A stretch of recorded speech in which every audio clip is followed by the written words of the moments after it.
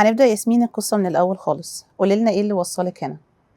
أنا دراستي في الأول كانت تسويق وإدارة أعمال.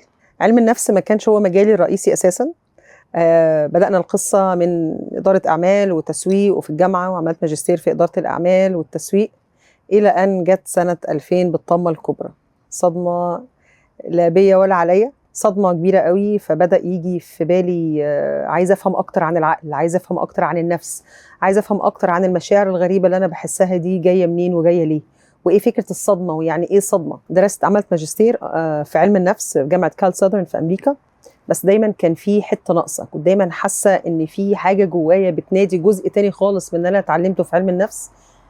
معرفتش أقراه، ما لقيتوش. الجزء الروحاني مش لاقيه له مكان، مش لاقيه له حوار مع روحي.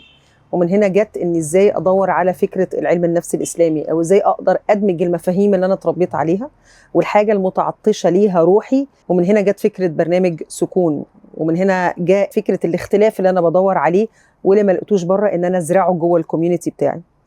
برضو في حاجه ناقصه، حسيت ان هو انا كلمت العقل، فهمت اتعامل مع المشاعر ازاي، اتعامل مع الفكر ازاي. الجانب الروحاني لقيت له مخرج، ولكن في حاجات لسه الجسم بيناشد، بيبعت رسائل. ومن هنا جت فكرة ان انا حبيت افهم اكتر عن الجسد والعافية.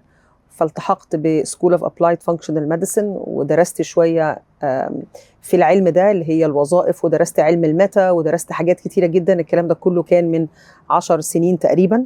بعد الرحلة اللي أنا وعشتها مع الناس اللي أنا قابلتها في حياتي على مدى 15 سنة اللي فاتوا، اكتشفت إنه ما ينفعش نحصر البني آدم إن إحنا نتعامل مع العقل فقط، أو مع الجسد فقط، أو مع الروح فقط. فمن هنا جت فكرة الأكاديمية، إن إحنا نخلق العلم التكاملي.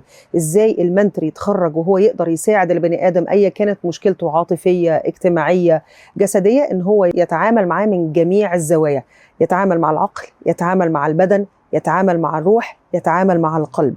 فيبقى منتور، مرشد، يقدر يساعده في جميع الزوايا. فأكيد زي ما ربنا سبحانه وتعالى خلق الجذر، لكن خلق له 1000 حل.